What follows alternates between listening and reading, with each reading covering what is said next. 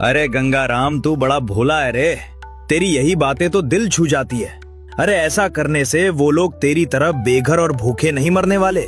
मैंने जैसा बोला है तू बस वही कर और बस देखता जा, सब ठीक हो जाएगा। ठीक है मुखिया जी, जैसा आप कहे। मुखिया जी से बात करने के कुछ देर बाद गंगाराम घर पहुंच जाता है। कुछ देर में खाना खा के सब सो जाते हैं, लेकिन गंगाराम की आंखों से नींद बहुत दूर थी। जैसे ही आधी रात हुई, गंगाराम अपना फावड़ा लेकर घर से निकलने लगता है। तभी रमा गंगाराम का रास्ता रोक लेती है। अरे कहाँ जा रहे हो इतनी रात को फावड़ा उठाकर? हाँ, वो मुझे नींद नहीं आ रही थी तो अपने खेत में एक काम करने जा रहा था जो मुझे पहले ही कर लेना चाहिए था। क्या जरूरी काम, वो भी इस वक्त इतनी रात को? कहीं मुखिया जी ने तो नहीं बुलाया आपको? आप मुझसे झूठ बोल रहे हैं ना? गंगाराम अपनी पत्नी को कोई जवाब नहीं देता, बल्कि उसे लेकर अपने उस खेत वाली मेड़ पर पहुंच जाता है जो उन्हें बंटवारे में मिली थी। अरे ये तो अपना मेड़ है, पर इतनी रात को तुम यहाँ क्या करने आए हो? रमा, ये फसल देख रही हो? हाँ, इसमें क्या है? यही कि ये मेरे बड़े भाइयों की फसल और उनका खेत है, और हम जहाँ हैं वो है अपनी मेड़। ये सब तो मुझे पहले से पता है, पर आप मुझे ये सब क्यों बता रहे हो? अरे मंद बुद्धि, आज मैं इसलिए बता रहा हूँ क्योंकि मैं इस मेड़ को तोड़ने आया हूँ, तोड़ने। हाँ, ये क्या कह रहे हैं? आपका दिमाग तो सही है ना?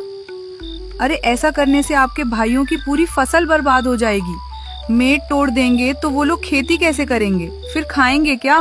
अरे रमा, ये समस्या तो उनकी है, हमारी नहीं। हम अपनी मेड़ रखे या तोड़े, हमारी मर्जी। वाह जी वाह, मुझे तो पता ही नहीं लगा आप कब से इतने होशियार हो गए। रमा, इसमें होशियार वाली क्या बात है? मुझे अब सब समझ में आ चुका है। इस तरह रमा और गंगाराम ने खेत की मेड़ को तोड़ दी, जिससे खेतों में पानी बह गया और सारी फसल बर्बाद हो जाती है। उसके बाद अगली सुबह जब दोनों भाई खेत पहुंचते हैं, तब फसल देखकर उनके पैरों तले जमीन खिसक जाती है। हे भगवान, ये क्या हो गया? हमारी सारी फसल बर्बाद हो गई।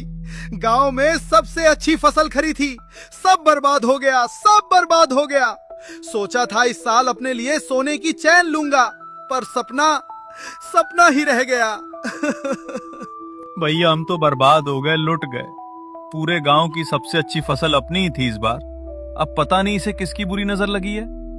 अरे भैया, वो देखो वो देखो, खेत की मेड़ को किसी ने तोड़ दिया। वो देखो, मेड़ ही नहीं रहेगी तो खेत में फसल कहां से बचेगी? हे ऊपर वाले, ये कैसी परीक्षा ले रहा है तू हमारी? हीरा, मेड़ तोड़ी तो तोड़ी किसने? इसके पीछे गंगाराम का हाथ तो नहीं पता कर? हाँ भैया, जरूर गंगाराम ने होशियारी की होगी। इसके पीछे जो भी हो, मैं उसे बिल्कुल नहीं छोड़ूंगा।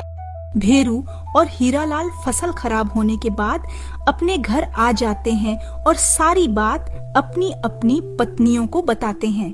क्या फसल खराब हो गई?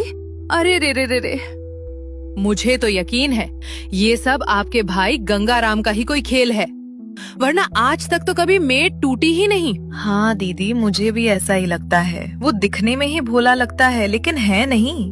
दीदी, फसल बर्बाद हो गई तो क्या हुआ? अपने पास सेब का पेड़ भी तो है, उसके फलों को बेचकर भी तो अच्छी आमदनी हो जाएगी। हाँ रूपा, तुमने बिल्कुल सही कहा, पर अभी सेबों को पकने में कम से कम 1 महीना और लगेगा। हाँ भाभी, जब सेब पक जाएंगे तब उनको बाजार ले जाकर अच्छे पैसे कमा सकते हैं। क्यों भैया? हाँ हीरा, तुम बिल्कुल ठीक कह रहे हो। अब तो यही रास्ता बचा है, वरना हमारे भूखे मरने की नौबत आ जाएगी। अरे सूरज के बापू, आपने तो गजब कर दिया मेड़ तोड़कर। जैसी करनी वैसी भरनी, ये उन्हीं के कुकर्मों का फल है। अरे हाँ रमा, फल से याद आया, आज रात मुझे एक और गजब काम करना है। क्या? एक और काम? अब क्या रह गया? कहीं लेने के देने ना पड़ जाए। अगर पकड़े गए तो सीधे राजा के पास ले जाएंगे वो लोग हमें।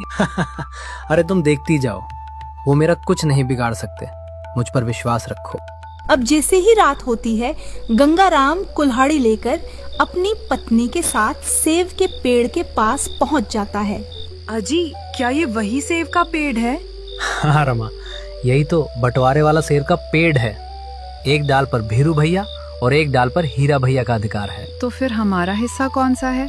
अरे रमा, मैंने पहले ही तुम्हें बता दिया था कि हमारे हिस्से में सिर्फ जड़ आई है, इसके अलावा और कुछ भी नहीं। अच्छा,